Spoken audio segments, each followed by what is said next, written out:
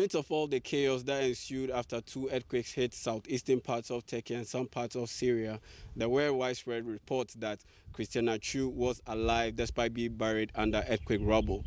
However, after an extensive wait, Christian Atsu is dead.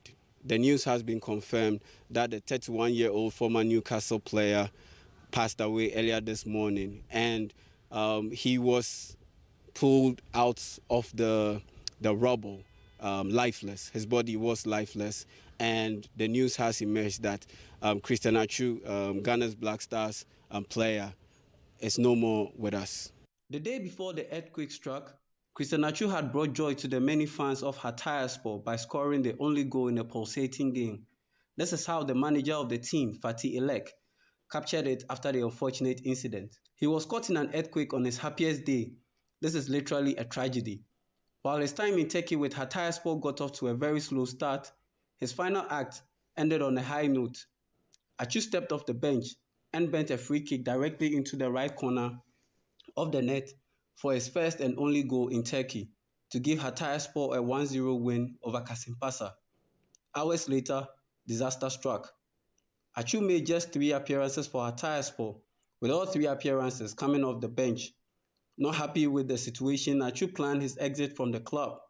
According to Elek, Atsu had already purchased a ticket to fly to Istanbul, then to France, in search of a new club, but that was when he was called on and delivered the winning goal.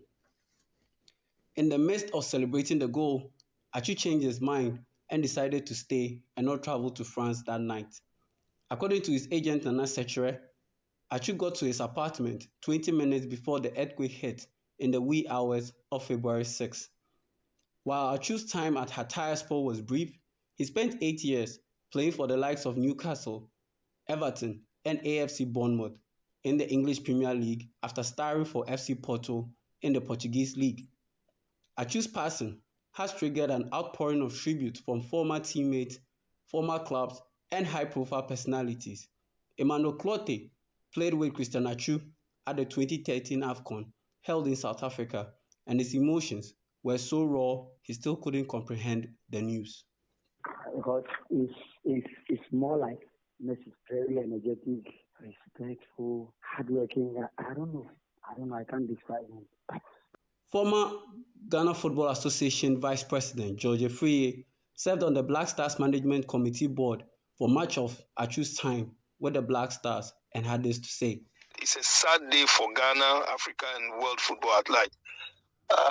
As you are already aware, his contribution to football in Africa and then to a large extent in the whole of the world or in the world in general cannot be disputed. I mean, this is a young man who dedicated his whole life to football. Apart from that, his benevolent activities, his good and kindness to humanity and the society at large. I mean, the one that comes to mind was his contribution in making sure that inmates or prisoners are freed based on some monies or some fines imposed on them, which they've been incarcerated because of little fines and here and there. And so for me, I think that he's paid his dues. He's paid his dues for football, and he's paid his dues for humanity. There are 2 crucial goals that I remember. One was in AFCON 2015, and then one was in the match against Egypt, the 6-1.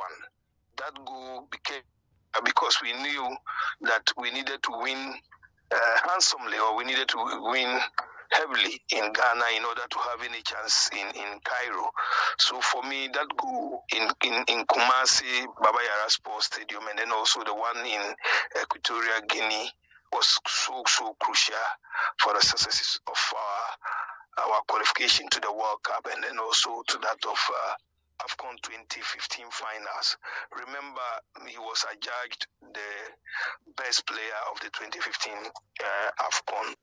Head of Sports at Citi FM and Citi TV, Benjamin Ketia, has more on Atsu's time with the Black Stars. It's a sad day for Ghana as a country. especially for the football fraternity, because if you remember Christian Atsu, I remember he was discovered by former Black Stars head coach Kwesi Appiah. This was around 2012. He was playing his football for FC Porto at the time, but nationally he was virtually unknown. And then he burst onto the scene in his debut against Lesotho, and he scored in that game, I remember. From there, he began to grow in leaps and bounds as far as the national team was concerned. He went on to become a prominent figure, especially during the 2014 World Cup. Ghana eventually was eliminated in the group stage, but he played a prominent role in that World Cup. He played literally every game. And then he really came into his own at the 2015 AFCON when in that game against Guinea where we won 3-0, he scored an absolute belter of a goal. It was eventually awarded the goal of the tournament. He was named player of the tournament as well. And if you look at him, he's gone from one step to another higher step to another higher step because he signed for Chelsea. Never mind that he didn't play any games for Chelsea, but it was from there he played for Vitesse. He played for, I believe, Everton, AFC Bournemouth, Newcastle. So he's a true son of the Premier League. And all those were based on the things that he did while he was with the national team. And so he will be sorely missed by his national teammates, especially if you follow his activity on social media. He was really good friends with Mubarak Waka, so they were always poking fun at each other on social media. He was also very good friends with former captain of the team, Asamoah Gyan. And so I'm sure that a lot of his teammates, those who have encountered him, those who knew him from afar, are all going through a hard time right now. But the good part is that he's a man who served well. His charity work, always unparalleled, would bring down football boots, kits, groceries. He would help in whatever way he could in his community. And so a great son of Ghanaian football has fallen. And I believe that we must do whatever we possibly can to preserve his memory. The Ministry of Foreign Affairs released a statement that stated in part that the embassy is currently making the necessary arrangements with assistance of the government of Turkey to have the body transported to Ghana for burial. The public will be updated on further developments.